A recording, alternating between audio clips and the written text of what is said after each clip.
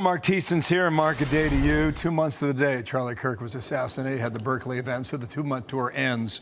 Andrew Colvett with Turning Point USA said this. He said, despite Antifa thugs blocking our campus tour with tear gas, fireworks, and glass bottles, we had a packed house in the heart of deep blue UC Berkeley. I don't know what your take is, Marc. You can talk about what's happening outside. I think the more important thing is what happened inside from last night.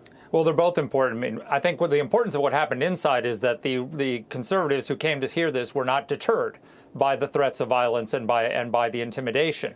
But I don't think that they are the main target of Antifa. The main target are college administrators who they are trying to convince to shut down conservative speech because they can't provide security. So what they want is for college administrators across the country to look at this and say, you know what, we can't have TPUSA events on our campus. We can't bring more conservative speakers because we just can't afford the security. We don't want to have this kind of violence. We don't want to have someone like Charlie Kirk killed on our campus, so we're just not going to have these events. And that is the goal of the people, of the man who murdered Charlie Kirk, of the movement that backs him, and of the Antifa movement to shut down conservative speech. Okay, so that tour comes to an end, but the story is not over.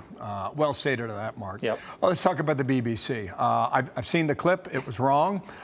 You can't do that, and they got caught red-handed. President Trump now wants to get a hide out of the BBC, potentially now. Wall Street Journal, the bias meltdown at the BBC. It's a warning to Western democracies not to let the government control news production, which is the difference between what's happening in the UK and what happens here at home. I don't know how you remedy this, Marc. Like, what do you think they do? Well, I think Trump is remedying it by suing them. And I think he's 100% right. This was incredible journalistic malpractice. And this was even worse than what CBS did with the Kamala Harris quote, because this wasn't simply taking a quote and editing it down in order to make it seem different than it was. They literally spliced together things he said an hour apart in order to make it seem like he was saying something he wasn't. So that was intentional. It was not just bad editing. And, you know, and by the way, the BBC has a pattern of doing this. They were just sanctioned by the British government for this Gaza documentary they had where they mistranslated. Every time the Gazans referred to Jews, they referred to them as Israeli forces. So when a Gazan woman was saying, Hamas is committing jihad against Jews, they translated into Hamas is fighting Israeli forces. And they failed to disclose that the narrator was the son of a Hamas official. So the BBC is a very sick organization, and I think Donald Trump might bring some sanity to it. Okay, another follow-up on this. The media settlements have been significant thus far. On screen, number 4, guys. YouTube, $24.5 million. Meta, $25 million. X, $10 million. Paramount Global, which is CBS News, had on CBS News, $16 million. Then Disney with ABC at $16 million. Here is what the White House is asking for, Marc. They want a retraction, they want an apology, and they want an appropriate financial compensation. How do you define appropriate? He's 100% correct. Yeah, I get it, but what's the appropriate amount after the millions that I just showed you?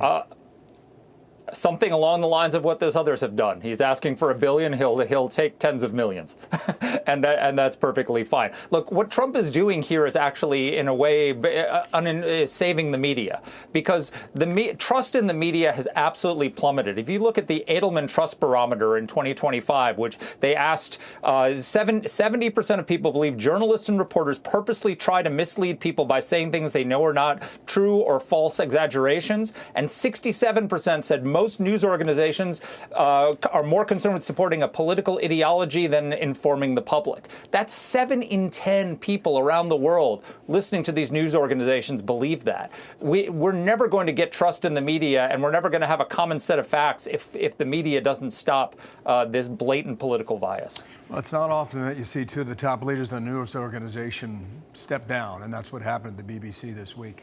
All right, thank you, Marc. We'll talk soon, okay? Nice to see you. In Washington, Marc Thank you. Thiessen. Thanks. I'm Steve Ducey. I'm Brian Kilmeade. And I'm Ainsley Earhart. And click here to subscribe to the Fox News YouTube page to catch our hottest interviews and most compelling analysis.